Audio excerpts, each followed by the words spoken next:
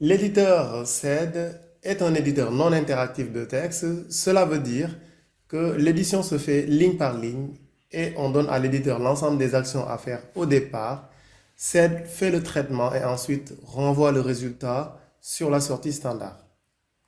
Les utilisations typiques de cette commande sont la substitution automatique de texte dans un ou plusieurs fichiers, l'application de modifications répétitives sur plusieurs fichiers, c'est-à-dire la suppression, l'ajout de séparateurs, etc. Enfin, l'écriture de programmes de conversion ou de reformatage de données. La syntaxe de la commande sed peut prendre deux formes. La première correspond à des données, à donner à la commande directement les actions de transformation à faire sur la ligne de commande. Cette forme peut être très utile lorsque vous avez un traitement qui est plutôt simple à exprimer. Cela vous évite de devoir passer par un éditeur de texte et écrire le script directement. La commande ou l'option qui permet de spécifier cette forme-là est l'option "-e". La deuxième forme consiste à écrire toutes les opérations d'édition que doit faire la commande sed, d'ajout, de modification et de suppression, de remplacement dans un fichier script sauvegardé sur disque. Ensuite, ces opérations, en passant par l'option "-f", vont permettre à sed de savoir ce qu'il faut faire. Dans les deux cas de figure, il faut remarquer toujours que les fichiers à traiter se trouvent toujours à la fin. Pour illustrer la syntaxe de la commande sed, voyons cet exemple. Ici, nous avons sed suivi des deux commandes ici, des commandes que nous d'édition indiquant ce qu'il faut faire sur le fichier sur lequel il doit travailler. Maintenant, regardons le contenu de l'édition en détail, la signification de la partie encadrée. L'option S représente la commande de substitution. C'est probablement la commande la plus utilisée. Il s'agit de remplacer un texte par un autre. Le search regex, c'est la chaîne normale, c'est une chaîne normale ou une expression régulière qu'il faut rechercher pour faire un remplacement.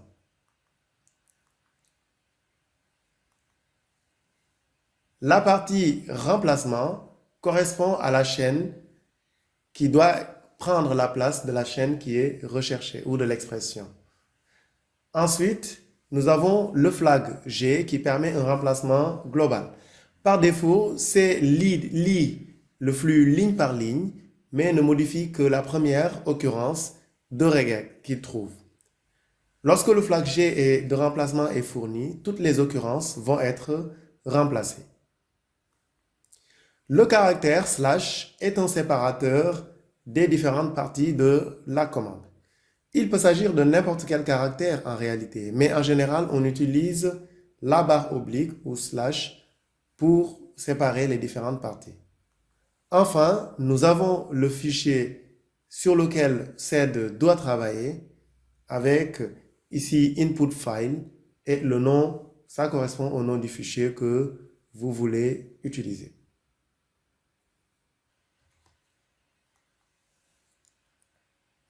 Regardons quelques exemples de substitution afin de voir dans la pratique à quoi la commande ressemble.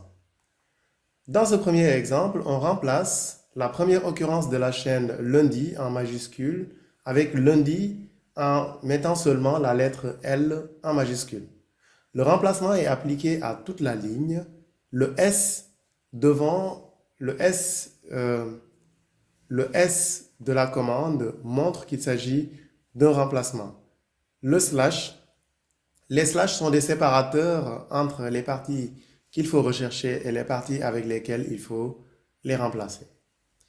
Dans ce deuxième exemple, nous remplaçons la même chose, mais seulement lorsque la chaîne lundi se trouve au début de la ligne. Le caractère accent circonflexe ou chapeau correspond au début de la ligne, donc permet d'indiquer lorsqu'on veut que ce soit le début de la ligne.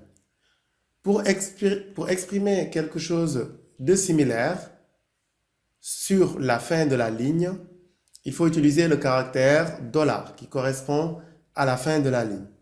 Enfin, pour appliquer ça à toutes les occurrences de la ligne, non pas la première ou la dernière, il faut compléter par la commande G à la fin pour que la commande prenne effet sur toute la ligne.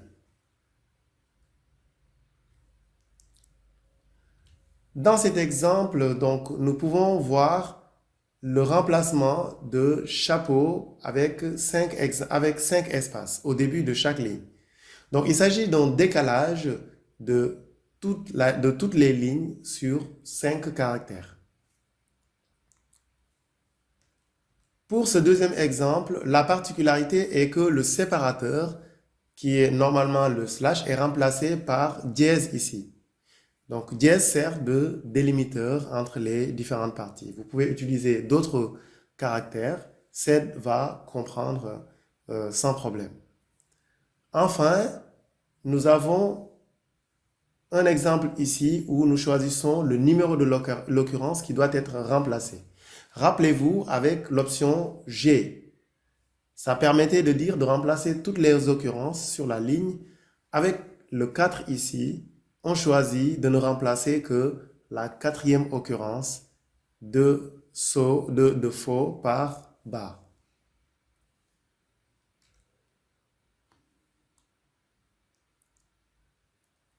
Vous pouvez imaginer que pour un éditeur de texte, la substitution n'est pas la seule opération possible. Il y a l'ajout après chaque ligne avec A suivi de slash, d'anti-slash. Donc ici, nous avons un exemple CED-E, A anti-slash et 4 tirés. Donc ce que cela veut dire, c'est qu'il va ajouter après chaque ligne 4 tirés, une nouvelle ligne qui contient 4 tirés.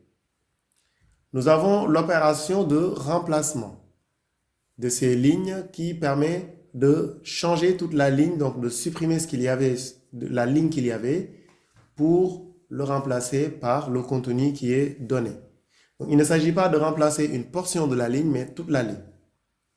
Ensuite, il y a l'opération d'insertion avec I anti-slash qui correspond à la même chose que l'opération d'ajout, sauf que ici, l'ajout se fait non pas après la ligne, mais avant la ligne. L'opération de substitution avec S correspond à un remplacement d'un mot ou d'un groupe de mots par un autre. C'est l'équivalent de rechercher et remplacer dans les éditeurs de texte classiques.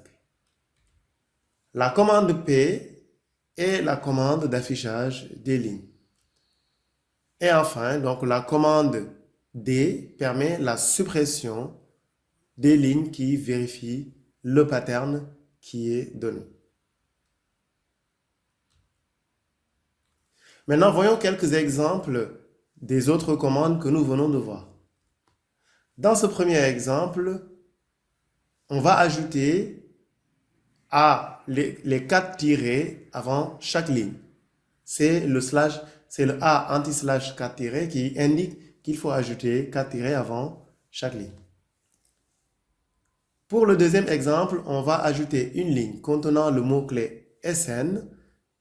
On va ajouter Sénégal avant chaque ligne ou avant chaque ligne qui contient le mot-clé SN. Donc, il va rechercher le mot-clé SN et ensuite ajouter une nouvelle ligne juste avant qui contient le mot-clé qui ne contient que le mot Sénégal. Dans cet exemple, on va insérer, c'est-à-dire ajouter après la ligne qui vérifie le pattern, après chaque ligne, les 4 mots-clés. De la même manière que pour le deuxième exemple, ici, on va insérer après chaque ligne qui contient la sous-chaîne MA, les 4 tirés. Enfin, nous avons l'opération de suppression. Donc ici, le slash CA slash D permet de spécifier qu'on veut supprimer toutes les lignes qui contiennent la sous-chaîne CA. Donc, en gros, voici les exemples que nous avons par rapport à SED. Il y a beaucoup d'autres choses à dire sur cette commande, mais nous allons passer à la démonstration pour montrer dans la pratique à quoi ça ressemble.